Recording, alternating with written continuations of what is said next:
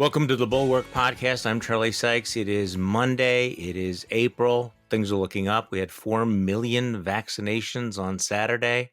That seems pretty good. We, of course, had the Final Four. Tonight we have the championship game. And we're joined by Jesus Uncanceled. Oh, no, that's your name that you put on the screen. That's Tim Miller. So people ought to know behind the scenes, we do this on a program called Zencaster, so that when the participants of the podcast sign in, they can put in any name they want. And so I have boycott Tim Miller, which we'll explain in a minute. And then you signed up as Jesus Uncanceled. Yeah, that was Lauren Boebert's tweet on Easter, which was obviously just demonstrated the seriousness with which she takes her faith. And Jesus I was a Uncanceled. Christmas baby, and I've got kind of a Jesus-esque hairdo right now, so I felt like that was a good bio for me. So I mentioned right before we started, I'm getting to the point where I'm thinking that the word canceled and woke are we're just going to be sick of it by June. It's going to be one of those pandemic things where we just hit the wall. We're just done with it. It's when you had that sense when you saw a congresswoman from Colorado on Easter Sunday tweeting Jesus Uncanceled, that maybe that had run its string, that it's run its course.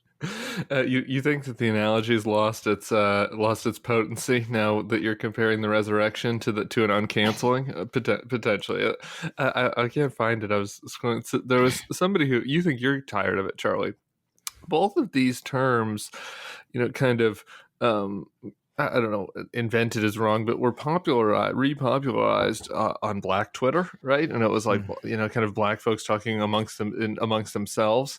And so, you've got to understand the frustration there to now watch Lauren Boebert, kind of steal the slang and use it as a way to and make it really dumb. Yeah, no. Yeah. I mean, imagine Scott. It was Eugene Scott of the Post that tweeted that. It was really good. Well, this is the fate of somebody that comes up with something really, really clever, something witty, and then it's appropriated by Beavis and Butthead, and they make it to the stupidest thing. Hey, I have a post-Easter present for you, though. Great. I was going to say in the Lauren Boebert tradition, but not. So her tweet was, I would say, inappropriate, but it's hard to match the Easter message to the world from the former guy. You saw that, right? I actually missed it, so this is fresh for me. Happy Easter to all, in caps. That's nice. Including the radical left crazies all in caps, who rigged our presidential election and want to destroy our country! ! Okay, here's the test. Did I make that up, or is that real? Okay, Tim Miller. Well, it's real because it's back to what the kind of tweets that he was sending before he even ran. Remember when it was like back in the Trump's heyday of where when he got popular into Twitter, he would do things like happy 9/11 anniversary especially to the haters and losers. I'm making that one up. But like it was, no, that was pretty close. He would literally do stuff like that. So, everything's old is new again. Yeah. Remember when we used to say the presidency changes a man? Well, apparently not at all. Okay. So here's my post-Easter present. The former Speaker of the House of Representatives, John Boehner. By the way, I would really love to get him on this podcast. I just want to say this. I just want to put it out there. I would love to have John Boehner, but I want to tape it after 8:00 at night. You know what I'm saying here? So I think that he could probably be after 1 in the afternoon, but I see what you're saying. So he did an audio book of his new book, which is coming out next week. And apparently, I mean, the word on the street is maybe it's shtick, maybe it's real, that it was Cabernet enhanced, shall we say. And so that there would be readings that he would do, and then he would kind of just Cabernet riff, or Merlot riff, or whatever. Here's actually, and I think it was it Jonathan Swana got his hands on one of the tapes or something? I think so. Okay, so I want to give credit where credit is due. This is the former Speaker of the House of Representatives, John Boehner, talking about fundamental conservative values and what makes America special, but stick with it. Freedom means you can be a genius and invent new products that make you millions of dollars and helps millions of people. It means you're free to work your way to becoming the first in your family to go to college. It means you're free to reach as high as you want, no matter where you came from, even if you're a little kid sweeping a bar out in Southwest Ohio. Take it from me. You'll never know where you'll end up. That's freedom. I'll raise a glass to that any day. P.S.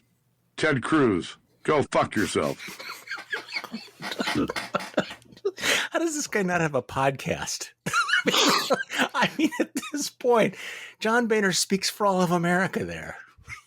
Yeah, well, so Charlie, I hope this doesn't hurt your ability to get John Boehner on the podcast. So if you're listening, speaker, just go ahead and press the fast forward button a couple 30 seconds. But this is maybe a theme of today's podcast. You can hold two thoughts in your head at the same time. One thought being, that's a really funny line. And the other thought being, kind of F you, John Boehner, from me. John Boehner is writing this whole book, and his PR strategy seems to be to attract liberals to read it by attacking, by leaking these little tidbits, attacking Ted Cruz and Roger Ailes and all this, which he's right about, by the way, and it seems to be working. His book's selling, but John Boehner voted for Trump both times. I mean, definitely once. In 2016, he voted for Trump. In 2020, he didn't say anything.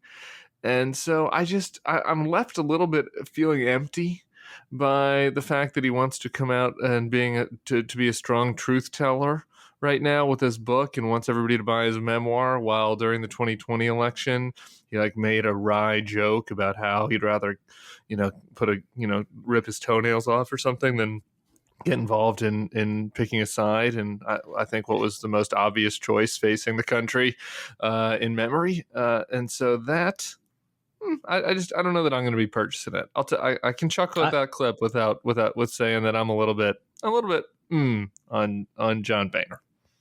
Yeah, I'm going to purchase the book because I want to. I'm probably going to get the audio book too. I have a really long drive. Is it next week is coming out? So I have a long drive this week. I might get it on audiobook just to listen to it. Okay, so I have something else. You and I have not talked about Matt Gaetz, and this story just gets furrier and furrier and hairier and hairier. But Mehdi Hasan has a show on Peacock, but also on MSNBC. You familiar with Mehdi Hasan's stuff? I do, yeah. I am a big fan. Now, he is way to the left of me. I understand that we are not ideologically aligned, but he is one of the real bright rising stars. I mean, this guy is gifted.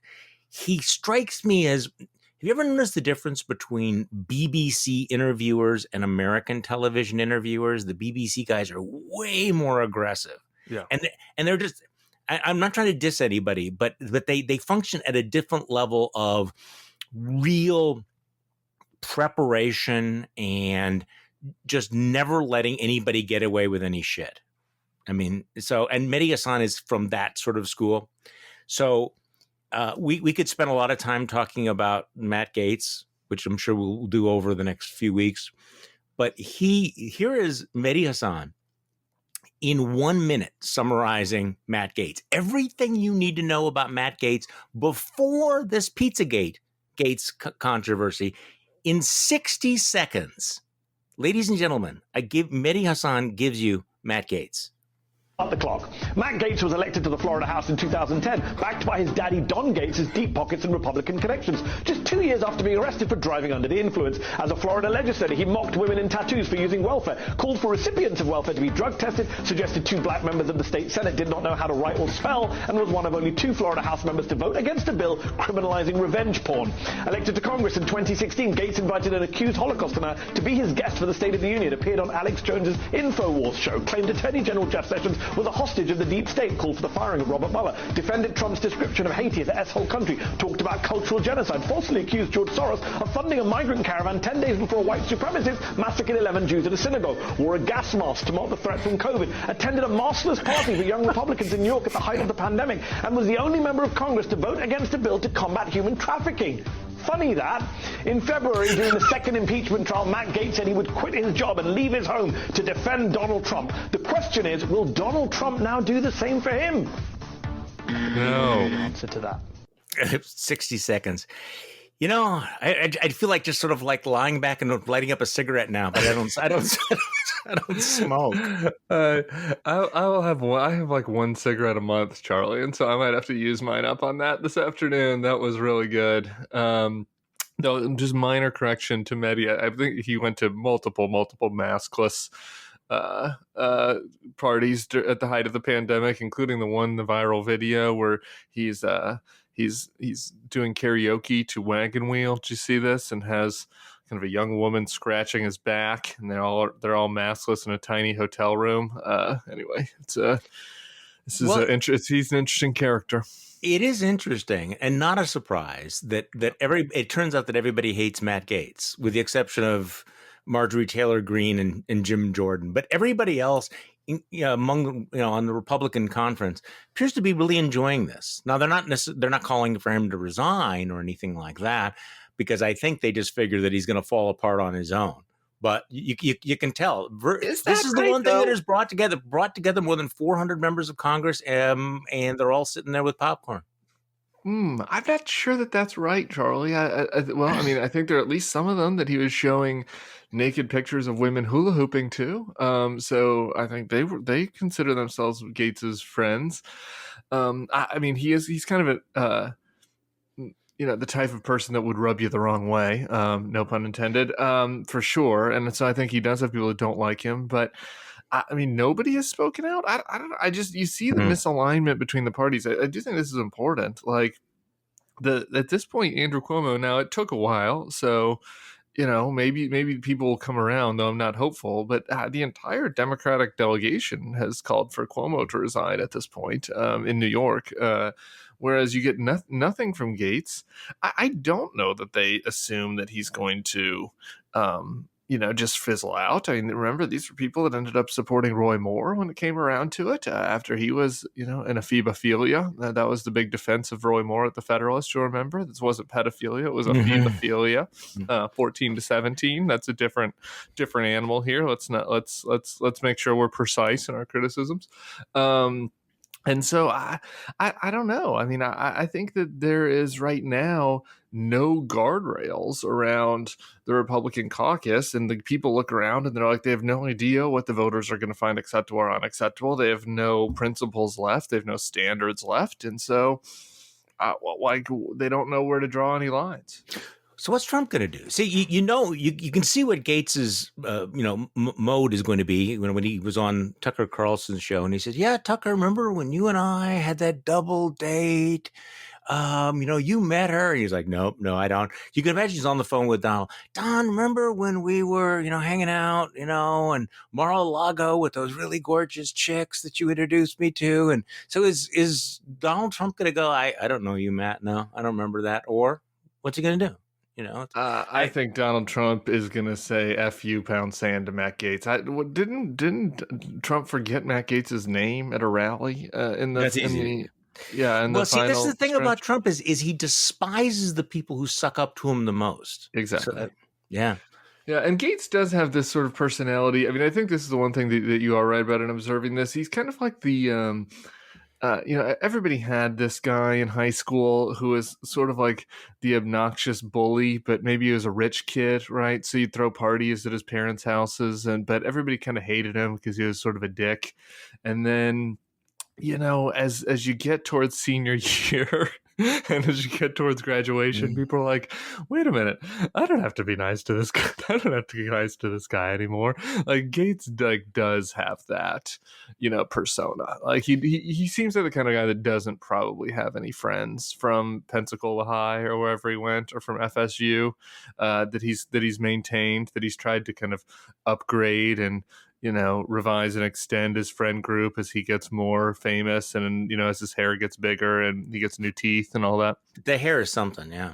So, okay, I want to revise and extend something I said before, that I was already sick of the term canceled, but I want to reserve it for Matt Gaetz canceled. I won't be able to resist that if that ever happens. So I just don't think it will. I mean, he represents the panhandle, right? I mean, I think it's one of those things where unless he gets jailed, there is just no enforcement mechanism for the Republican Party to actually hold anybody in line. Well, I mean, look, I was interested. felony indictments. Yeah, Jonah was tweeted out the other day a clip from Bill Bennett's book, The Death of Outrage. I really love this one line. This is one of the pull-out kind of clips from The Death of Outrage that they put on the book jacket. The modern allergy to judgments and standards is deeply problematic. I love that. I love that sentence because it could sound like a modern day quote with the use of problematic, but there are no judgments and standards left within the party, and so I don't know what is the enforcement mechanism for getting rid of them, for canceling them. I don't know, felony prison, right? Yeah, exactly. I mean, something like that. No, has Bill Bennett gone on Fox News to comment on Gaetz? I don't know. Nobody has talked about it on Fox News. I don't. That's true. I haven't That's seen true. the latest, but there was like a 48-hour period after it broke where nobody's talked about it. I guess they decided it's not news. The other interesting thing about Gaetz to me is that he's a peer of mine, so I think he's an interesting case study, right? I mean, he's my age. He went to college, FSU, and he went to law school at William and Mary, right? Like he's not a MAGA red hat wearing kind of working class populist person, right? Like he grew up in the house from one of those Jim Carrey movies. Like his dad's really rich, and so. He seems like the kind of guy who's faking it, right? I mean, at the start, at least that was the impression that I had of him. Yeah. I'm reading this book right now. If you haven't read it, I really recommend it. It's called A Political Education. It was Harry McPherson, who was Lyndon Johnson's advisor. Yeah. And in this book, he's talking about one of the senators from South Carolina, I think Olin Johnson, who's watching Strom Thurmond rail about civil rights, and he looks at him and says, the segregationist senator looks at him and says, well, this guy actually believes this stuff, and like the point in the story is that like it's actually maybe the person that's voting with Strom who doesn't believe it that's the worst character, and I thought that was Matt for a while, but man, when you listen to that Mehdi Hasan rant, when you listen to him to talk about how the deep state is after him, I think that he might be high on his own supply here and have just gone totally down a really crazy path. Doesn't Denver Riggleman, or who is it? Denver Riggleman, or I'm sorry, or is it Adam Kinzinger, who described guys as drinking their own bathwater? I'll look that up. I'll give them both credit for it. It seems like Gaetz is doing that, right? Like that it might have been a performative act for a while, but this, I mean, he is he's lost the plot. So you're the same age as Matt Gaetz.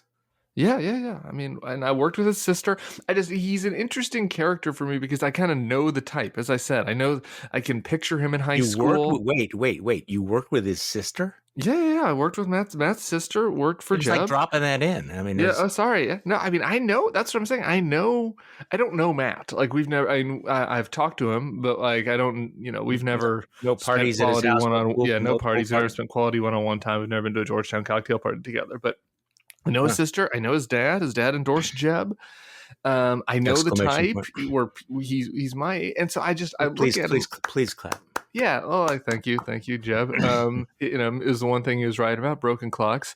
But I look at Louis Gohmert, right, or Lauren Boebert, or Marjorie Taylor Greene, or Tommy Tuberville, and I'm like, these people are lunatics. Okay, like some of it might be performative, but like they're lunatics. And I look at Matt probably how you must look at Ron Johnson, right? Which is like, I think that this is an act, but like maybe it's not an act anymore. Well, see, I think Matt Gaetz is one of these guys who goes, what do I have to say? What do I have to do to get laid?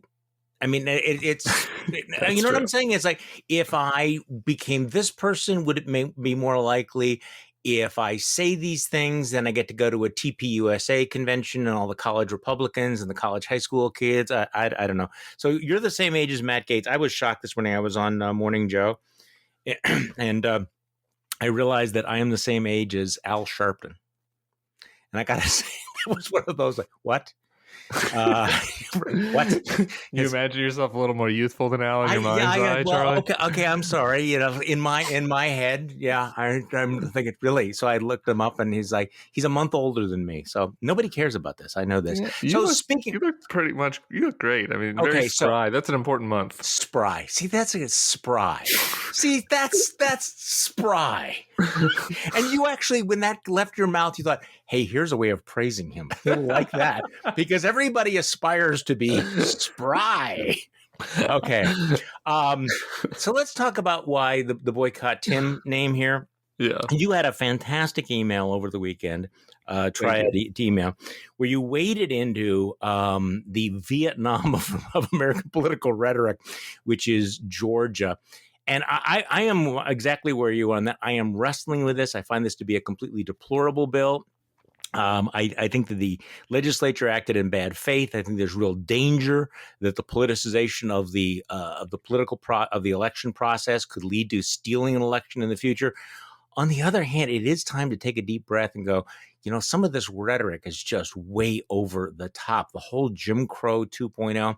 And Republicans and the right are latching onto the inaccuracy. So talk to me about your take on the Georgia bill, which is nuanced, which means you're getting killed by both sides. Well, actually, I don't know that it's that nuanced. It's kind of strident in one way, and very specific in another. But look, let me do the big long wind up here for everybody, because I think it's important. What is happening with the Republican Party in the wake of Donald Trump's loss in November is absolutely unconscionable in every imaginable sense. The concerted effort that's going around across many states to limit the vote is based on a lie that has caused the death of a police officer and the siege of our Capitol. It is racist. It's specifically targeting, Black communities in urban centers throughout the country.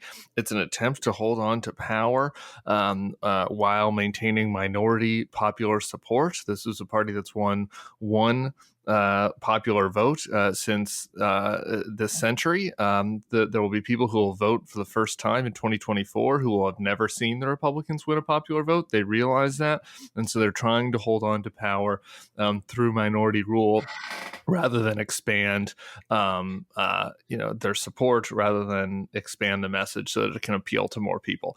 All of that, from the big picture sense, is frickin' grotesque, and I just don't know how anybody can listen or read the Bulwark and think that we just brook it in any form or fashion. It's horrific.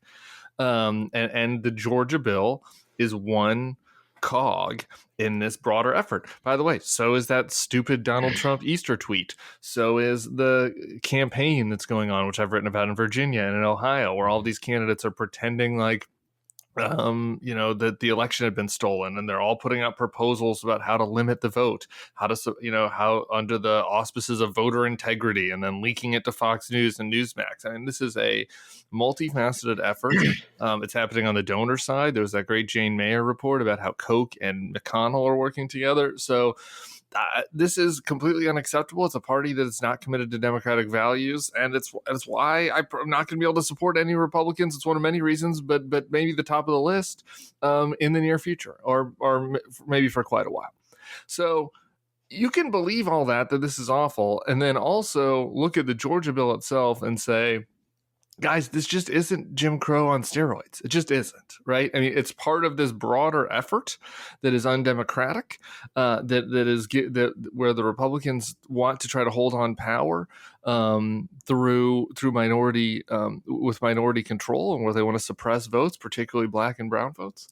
But it just, like, the substance of the bill, I mean, you still have 17 days of early vote. There's still plenty of opportunity to vote in Georgia. So that doesn't make it okay.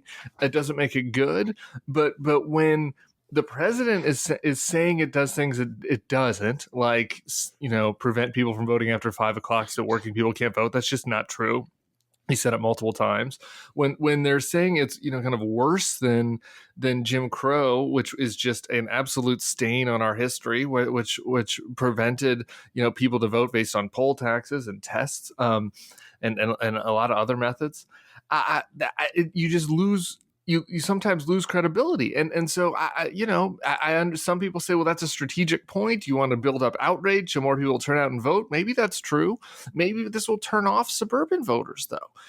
Maybe this will turn off voters that are pretty conservative but that are grossed out by the Republicans and now look at the Democrats and say, maybe I'm not making equivalency, but maybe some of these voters end up making equivalency in their head. That's not good. So. There's just something to be said for like this. What the Republicans are doing are bad enough in truth, right? You don't need to gild the lily on this, and so that's the frustrating part for me. Yeah, if you stick to the actual facts, but you get a lot of whataboutism, which is, oh, come on, how dare you accuse Joe Biden of being wrong, or saying the Democrats are over the top on the rhetoric after what we've endured with Donald Trump. Well, that's literally the whataboutism.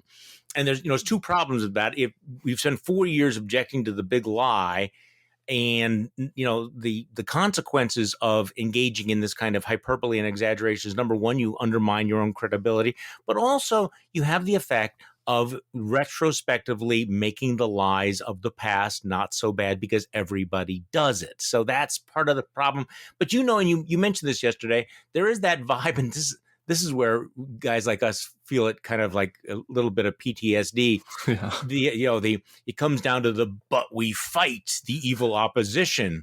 I mean, we've lived through this, but we fight. And of course, this is what we heard on the right for many, many years. Okay, maybe it's not true. Maybe it's over the top, but it's time for us to take the fight to those hypocrites who deserve no mercy whatsoever. And we get it fed back to us now. Yeah, and again, I want to be abundantly clear. I do not see that this is an equivalence. I don't think the Democrats are anywhere near like nominating a Donald Trump like figure like that. That's not what I'm saying here. But there are problems short of nominating a like egomaniacal, bigoted, incompetent for the presidential nomination that a party can run into if you create a culture where you can't dissent. Right, like we cannot have a culture where people cannot dissent and cannot point out mistakes and point out flaws. I'm sure there are, by the way, people on the left of Joe Biden that think that and say that, and that's true for them too, right? I mean, people have blind spots. This is part of governing. Part of political coalition building. There's value to getting feedback. So anyway, in this specific case, like does it matter that much? I guess my question is, we don't know, right? Like, we don't know what the answer in Georgia is. I mean, Eric Erickson, say what you want about Eric. He's said a lot of things I disagree with, but he knows Georgia. He says he thinks this week that Brian Kemp assured his reelection. He kind of mended his problems with the right that happened from him not going along enough with the big lie. Meanwhile, Raphael Warnock might have gotten himself into trouble for his reelection. I don't know if that's true. We won't know until November 22nd. But why give them something? Like, when they have made so many screw ups, when they've been so said so many lies and gaslit, and when their entire political program in Georgia is crumbling, why give them something? Like, there's just enough to work with as it is. There is enough. And again, focusing on the retaliation against Brad Raffensperger, the one truth teller, that's certainly a red flag. The fact that it gives the partisan legislature more control over elections. But, I'm trying to think about how this got to where it is now. And I think, number one, the fact that the legislature was acting in bad faith means that they, were given no benefit of the doubt. But also, a lot of the worst stuff that was proposed and debated was stripped out in the end. So that's where you get the Nate Cohns, and you have Will Salatin from Slate, and you have Glenn Kessler, who is the fact checker for the Washington Post, going in and saying, this actually expands the days and the hours available for early in-person voting. It does things like requires polls with long waiting lines to add staff or another precinct for the next election. It has an online option for ballot applications. It does require at least one drop box per county. And there's some bad things in there, depending on how you feel about it. But the voter ID requirement basically says substitutes the signature matching for putting your either your driver's license ID, your other ID number on. It's more efficient there. And I think did you see Woke Joe Walsh's tweet about this? No, I didn't. No, it was pretty good. The former Illinois congressman. So Chuck Schumer, like a lot of folks, who puts out a tweet saying, racist voter suppression laws are now hurting Georgia's voters and its economy. Georgia Republicans should be ashamed. We would welcome Major League Baseball to come play the All-Star game in New York. And Joe Walsh tweets out, and he's factually correct about this: New York only allows 9 days of early voting. Georgia's law allows 17 days of early voting. New York does not allow so-called no-excuse absentee voting. Georgia does. It is also illegal in New York to serve food and water to people in line. So he says, Senator, it sounds like it's actually harder to vote in New York than Georgia. How come? And this is kind of an awkward thing, because I saw you linked to this as well. You compare the early voting in other states, and Georgia is not more restrictive. And as a spry older guy, I am old enough to remember when, in fact, elections were held on election day. And if anything, we have made it dramatically easier to vote. And I think we should make it even easier to vote. But that's where the Jim Crow 2.0 or some of the things that Joe Biden has said about this just are just like go too far, and they backfire.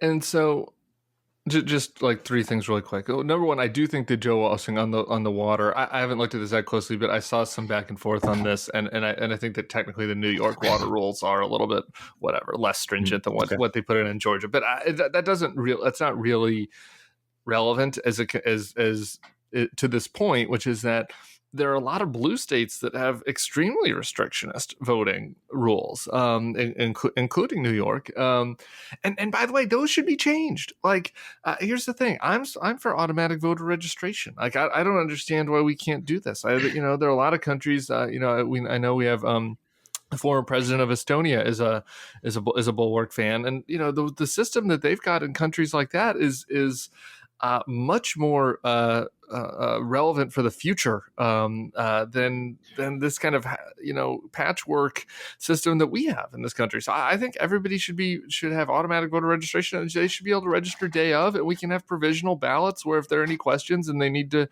be verified that this isn't a fake voter or that this isn't somebody committing fraud, then they can go into the provisional pile and we can check and investigate it in the week after the election, right? Like this, there are ways to do this that make it as easy as possible for everybody to vote, and I'm for that, and they should do that in a bunch of these states.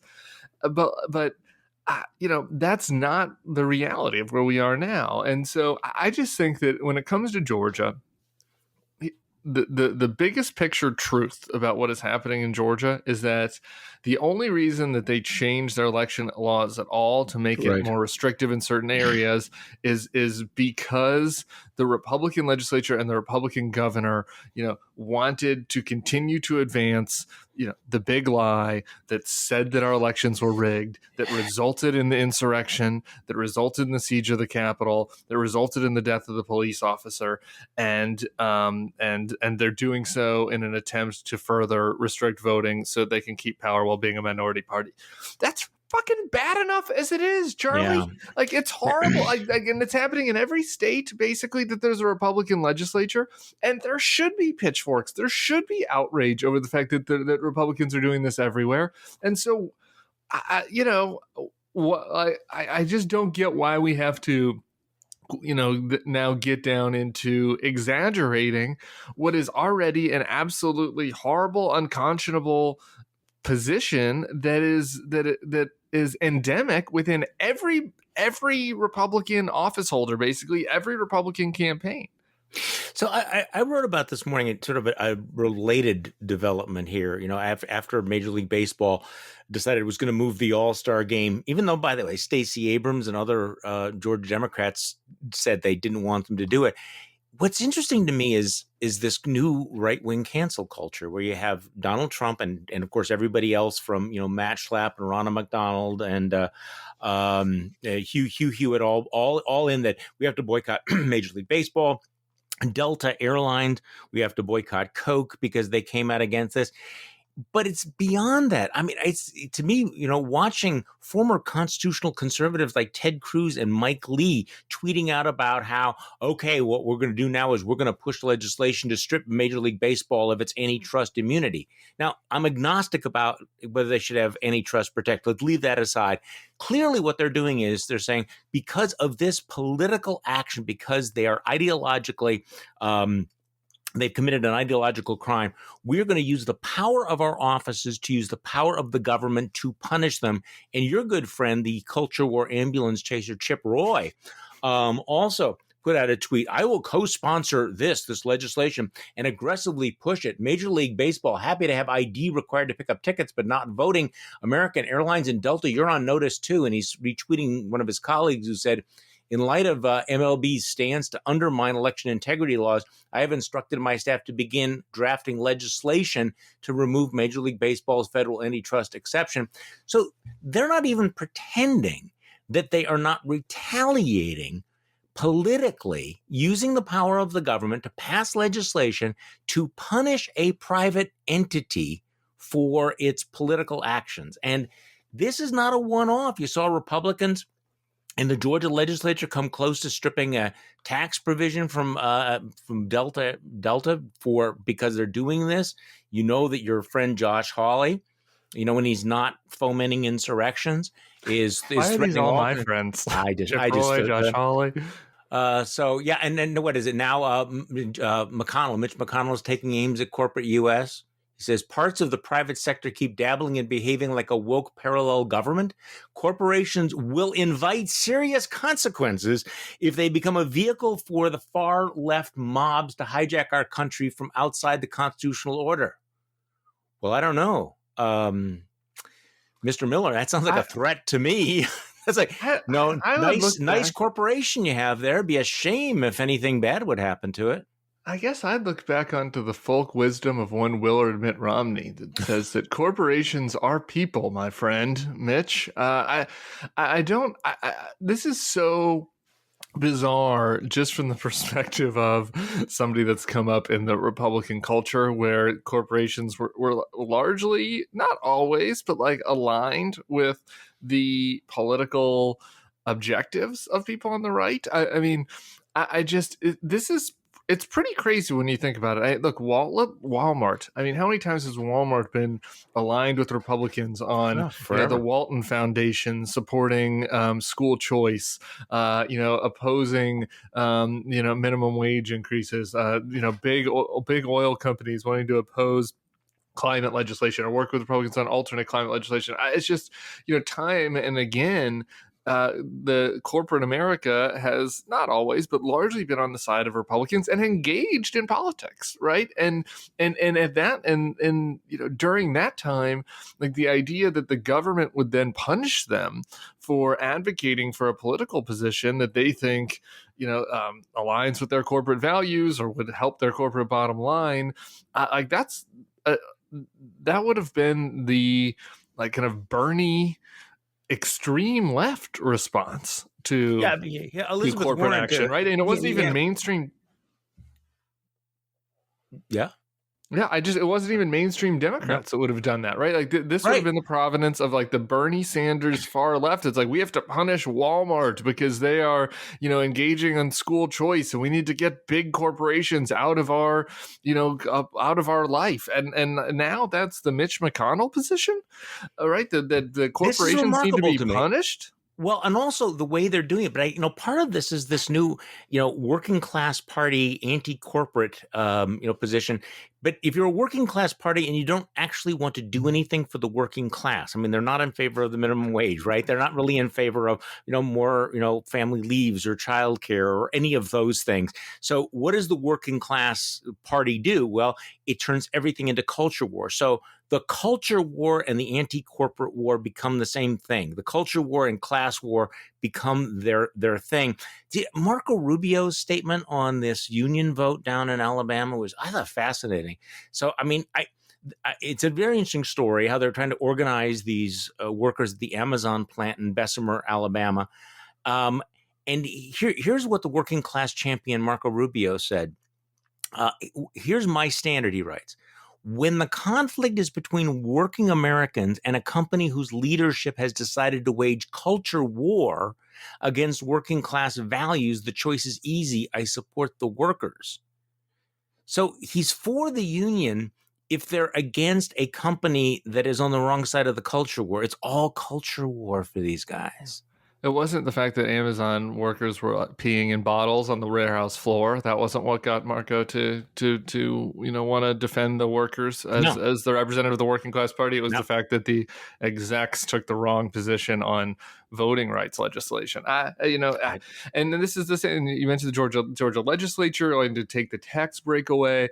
I mean, this is economic policy has been completely subsumed by culture war and owning the libs, and it's a really a shocking change that happened seemingly overnight and now has a unanimity in support among the Republican Party.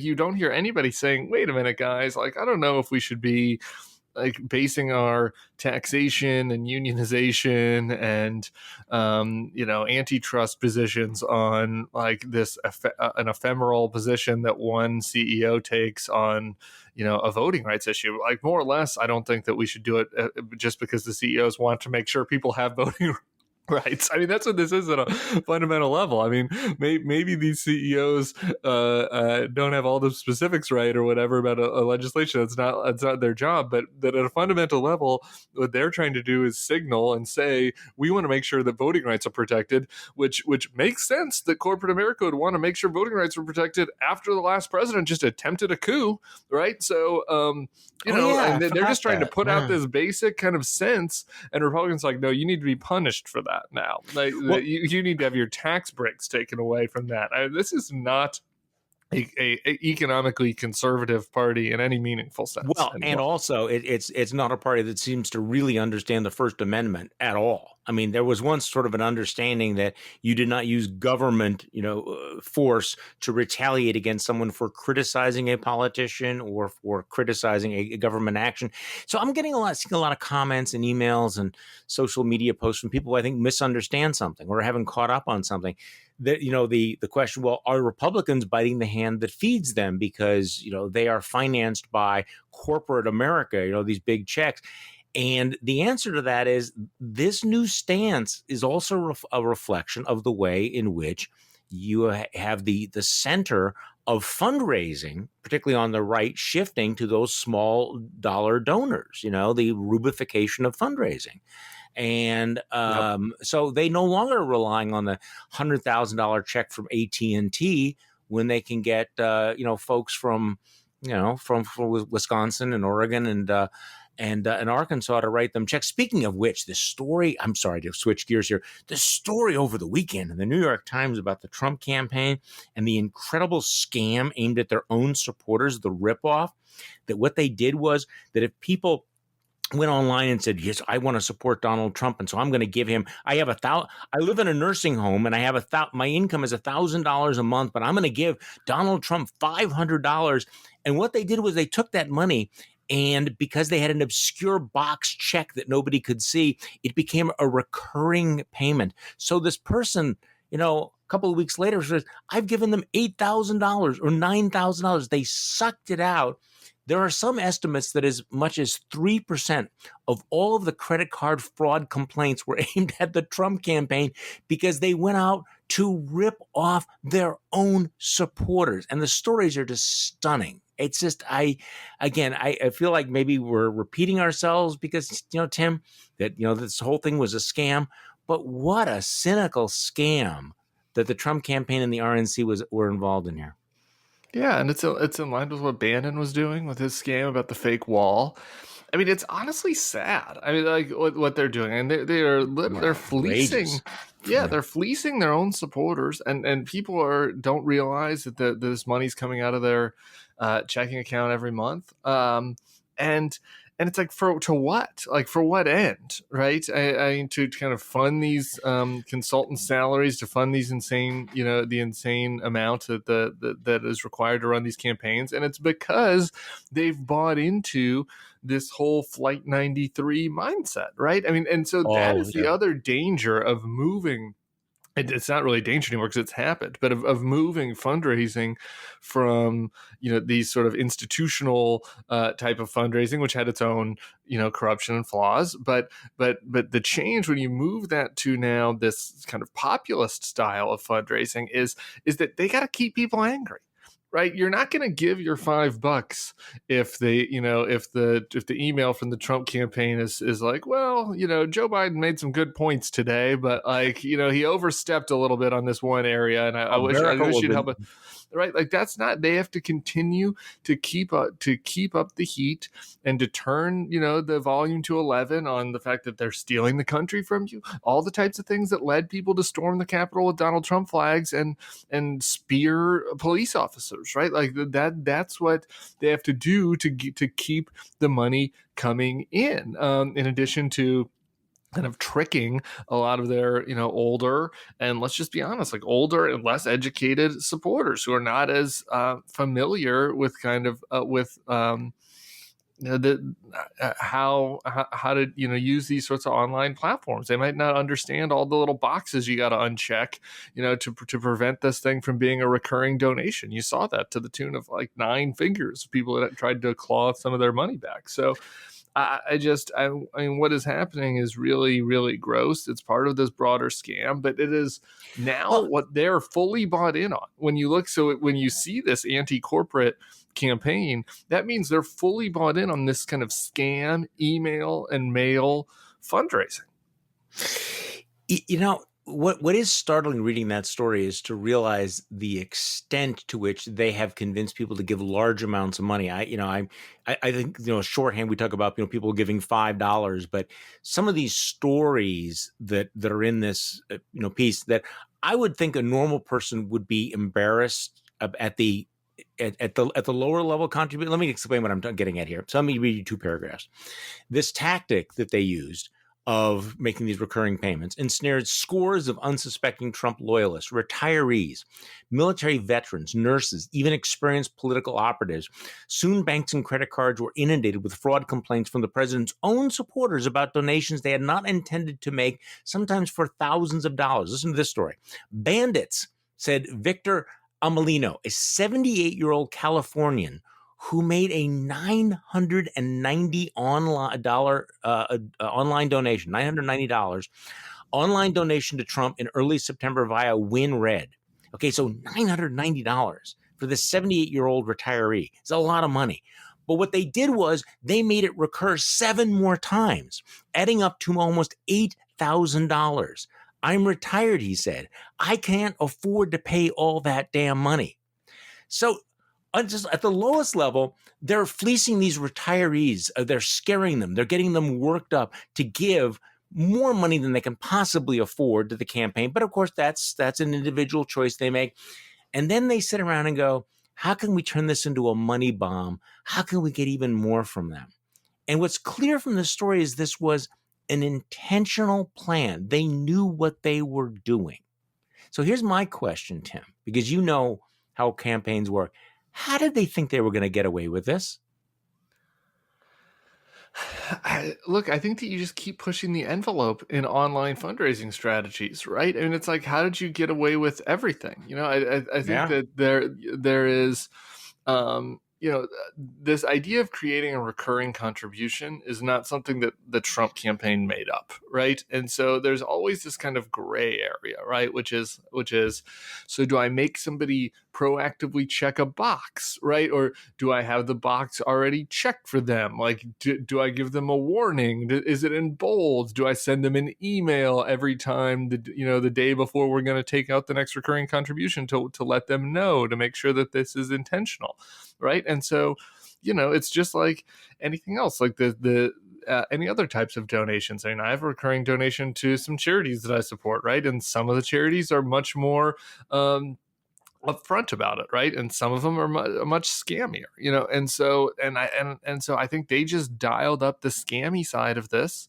as much as possible, and played a little more cloak and dagger and made it confusing. And I also think like we just have to, this is not me criticizing the people that are donating it. That we just have to be honest. The people that they're dealing with that are sending in these donations are just not as savvy internet consumers, right? I mean, just look at the generic, Elizabeth Warren donor. Like, imagine that person in your head. Like, they're a person that uses online finance all the time, right? Like, and they are used to, all the different vicissitudes of how you ask for money, right? That is not the case for all of the Donald Trump supporters who are less savvy about this sort of stuff, or more rural, uneducated types of voters, and so they're taking advantage of them, and older, right? Older people as well. So it's just they're making it confusing and purposefully, and they're taking advantage of them, and they think that they can get away with it because at the end of the day, I think that they presume that they're sort of within on the outer edges of a gray area, and that their own people aren't going to complain about them, and they pushed it too far. Okay, so in the few minutes we have left, you've been enjoying March Madness along with everybody else, even though it's now April. Fantastic Final Four. You have strong feelings on this whole question that's going to be decided by the U.S. Supreme Court shortly about whether or not college athletes should be paid. My sense is the court may be poised to say that it's ridiculous to pay the coaches millions of dollars and have the schools make billions of dollars, and the athletes themselves make nothing. What do you think?